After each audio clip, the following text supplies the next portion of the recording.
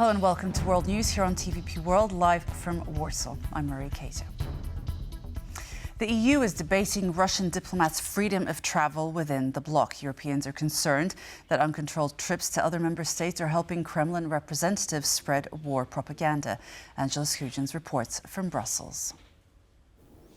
The European Union's External Action Service has proposed clamping down on the travel of Russian diplomats, their families and consular staff within the European Union to address claims of espionage in the bloc. This is according to a leaked document seen by TVP World, which proposes national governments be given the ability to reject the travel of these individuals.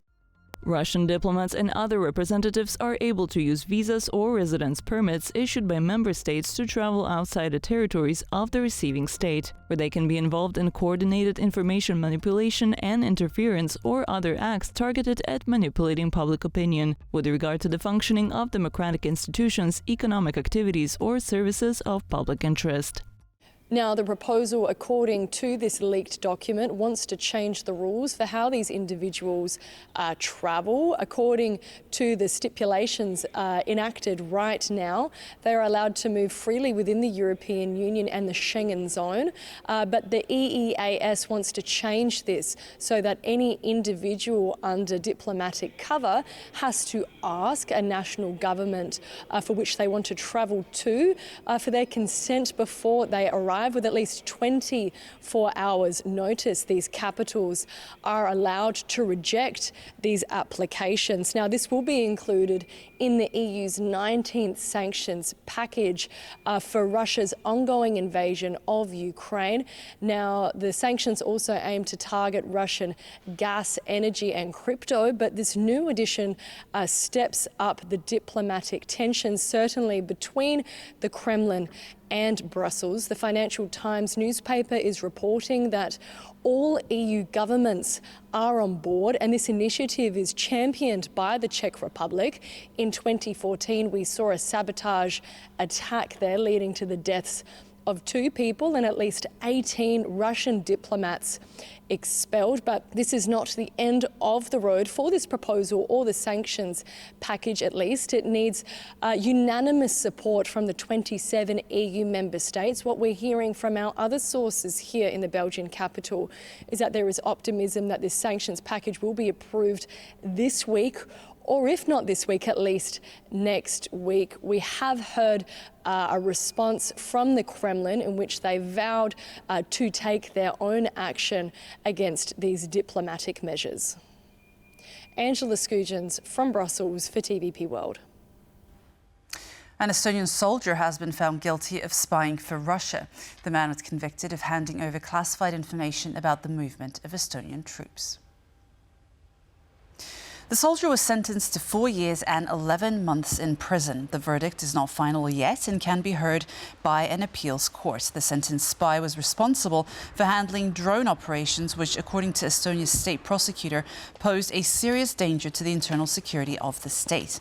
The prosecutor added that identifying and arresting Russian intelligence operatives is a key part of national defense in the current geopolitical situation.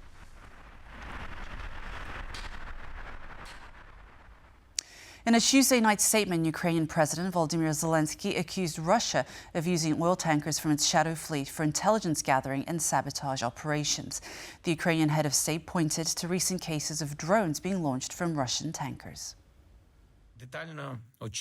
The intelligence chief also reported in detail on how Russia uses tankers from its shadow fleet, not only to finance the war, but also to conduct sabotage and destabilization operations in Europe. Recent cases of drones being launched from tankers are one such example. We are sharing this information with partners, and it is important that their response to Russia be real. Meetings and negotiations with partners, both public and confidential, will continue. We keep insisting that there must be no hesitation in taking decisive action. Russians must know that none of their destructive acts will go unanswered by the world. The Latvian Ministry of Defense announced Tuesday evening that the ban on nighttime drone flights along the country's borders with Russia and Belarus will remain in effect until further notice.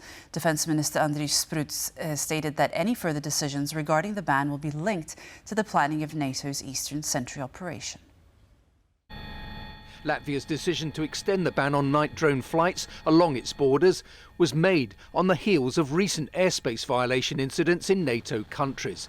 It was additionally influenced by the ongoing Latvian Army's drone combat simulations held as part of NATO's Eastern Sentry operation. The mission is planned and coordinated with other countries of the alliance's eastern flank and aims to strengthen airspace surveillance. At the same time, the Latvian Defence Minister said that the country will lift the ban only after consultations with NATO and neighbouring Estonia and Lithuania. Ukraine plans to increase LNG imports by 30% following the recent Russian airstrikes on its energy infrastructure. As stated yesterday by Ukrainian Energy Minister Svitlana Hrinchuk, the priority is to secure gas imports for the period of October through to December. During a meeting with Western ambassadors, the Ukrainian energy minister said the volume of gas imports will depend on several factors. These include the intensity of Russian attacks, extent of damage done to the gas network, and how quickly Ukraine's gas production can be restored. The faster we can restore production, the less we will need to import, Hrinchuk said.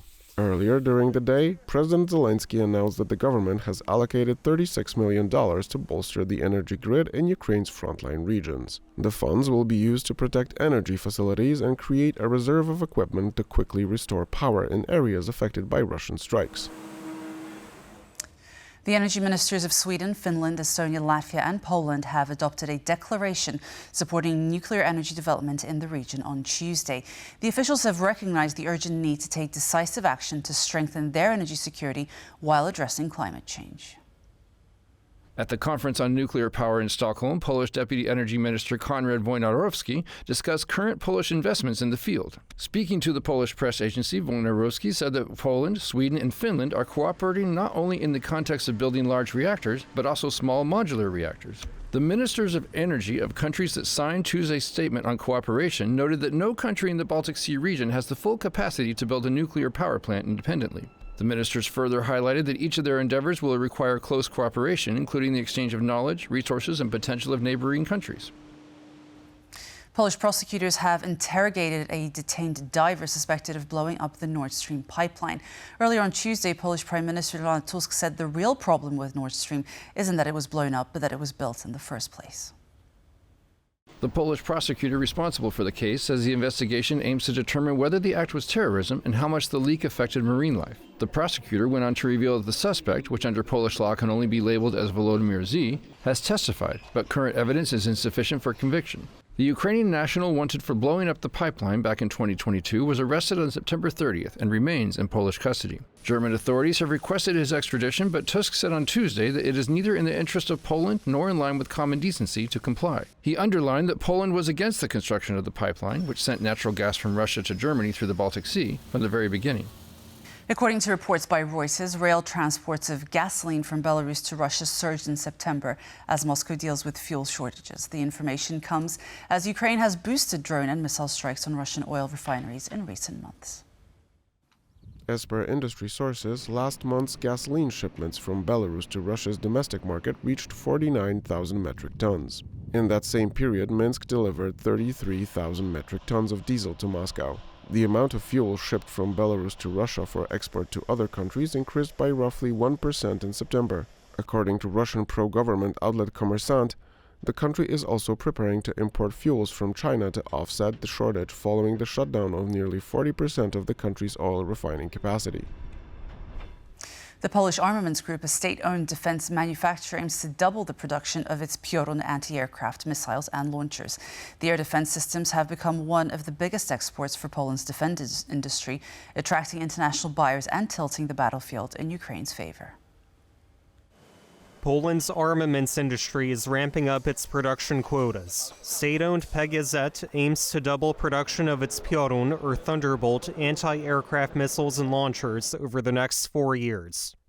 PGZ currently produces 1,300 units annually through its subsidiary Mesco. That's more than the combined annual output of U.S. Stingers and French Mistrals. These weapons classify as a man-portable air defense system, or manpads. Soldiers carry the launchers on their shoulders, firing missiles capable of hitting enemy targets up to 6 kilometers away.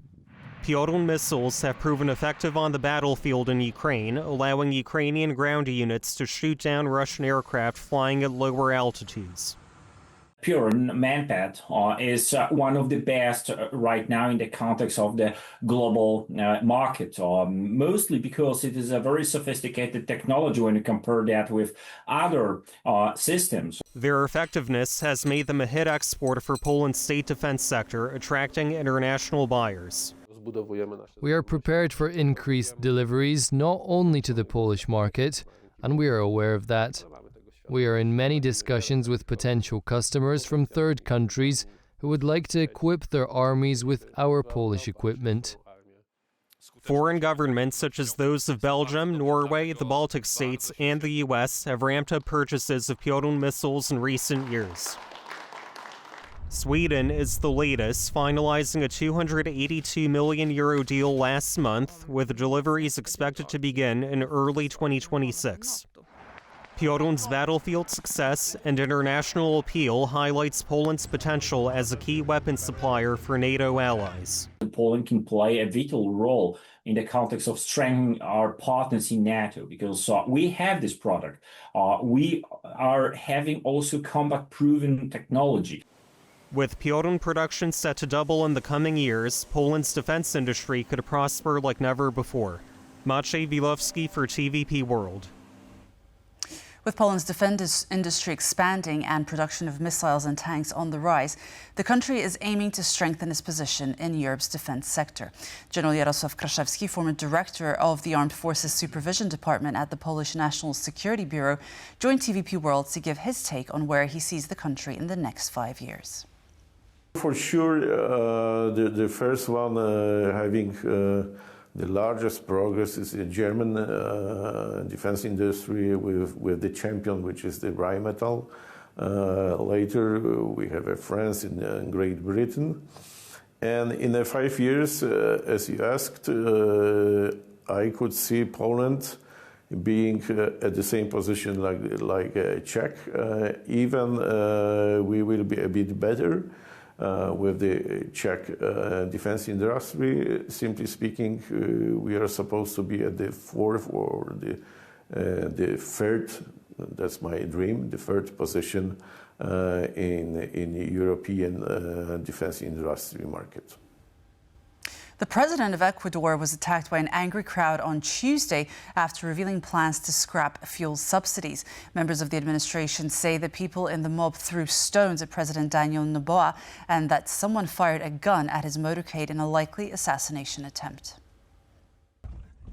This footage taken in Cana, Ecuador, shows the moment of the attack on the presidential convoy. Ecuadorian authorities say that as many as 500 people threw stones at the president and that the attack left bullet marks in his car. 5 people were detained and will be charged with terrorism and attempted assassination. In September, Ecuadorian President Daniel Noboa signed a decree ending fuel subsidies. His critics say the move will disproportionately affect small-scale farmers and indigenous communities. The policy has sparked strikes and protests across the country. In an interview with Italian state broadcaster Rai, Giorgia Meloni said she supports the U.S. president's plan to end the war in Gaza. The Italian prime minister described it as a very fragile plan to achieve peace, but one that offers a real opportunity to end the crisis. It is a very well-articulated proposal that covers, among other things, many of the issues we have discussed and have been asking for over the years. It clearly provides for a ceasefire. It provides for the release of hostages. It provides for the gradual withdrawal of Israel from the Gaza Strip, no new settlements in the West Bank, the disarmament of Hamas, and clearly recognizes the Palestinians' aspiration to have their own state. And since it is a very fragile truce, or let's say a very fragile path, we all need to work on it together strongly. And that's it for World News. Thank you so much for being with us, and stay tuned for more on TVP World. Goodbye.